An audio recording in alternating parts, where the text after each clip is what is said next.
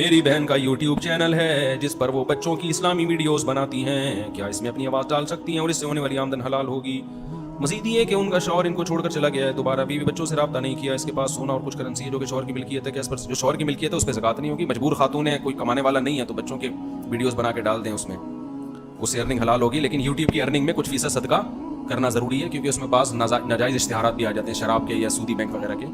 तो 5 से 10% वो एक अंदाजे से सदका कर दिया करें। ये यूट्यूब के माहिर नहीं बताएंगे आपको, तो कर सकती हैं। सुभान अल्लाह। लेकिन बेहतर यही है कि औरत अपनी आवाज़ का भी पर्दा करे। ये तो बेचारी तलाक याफ्ता मजबूर खातून है, और चलो पर्दा चेहरे का भी कर रही है ना, ये भी गनीमत है। तो इस ज़माने में फतवा गुंजाइश पे दिया जाता है, क्योंकि इस ज़माने में बड़ी बड़ी बुराइयां फैल रही हैं। तो जो शरीयत ने जहां गुंजाइश दी है उस गुंजाइश से फ़ायदा उठाना चाहिए। देखो, जो सही मुफ्ती होगा ना, वो अपने लिए फतवा एहतियात वाले पहलू को तरजीह देगा और दूसरों के लिए गुंजाइश वाले।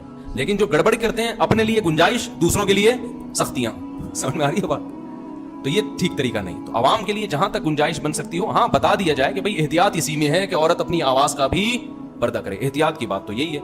लेकिन बाज दफा एक एहतियात में एक दूसरी मुसीबत खड़ी हो रही होती है। अब एहतियात में उसने अपनी आवाज का पर्दा कर लिया, अर्निंग ही बंद हो गई, पता चला रोड पे निकल के भीख मांग रही है वो, या कहीं ऐसी दफ्तर में जॉब कर रही है। जब दफ्तर में जाके जॉब करेगी, घर से बाहर निकल के, वहां लोगों को पता चलेगा तलाक याफ्ता है, तो लोग फिर इज्जतों से खेलते हैं ऐसी औरतों की। तो उस बड़े फितरे से तो बेहतर है ना कि घर में बैठ के कमाई कर ले अपनी वो। तो इसलिए ये हर एक के लिए नहीं है, यानी बड़ी फितने से बचने के लिए एक छोटे गुंजाइश जो है ना, गुंजाइश, हराम हलाल की, हराम तो हराम है, वो तो कभी भी गुंजाइश नहीं होगी उसकी, लेकिन जहां गुंजाइश हो तो उसका फायदा उठाना चाहिए।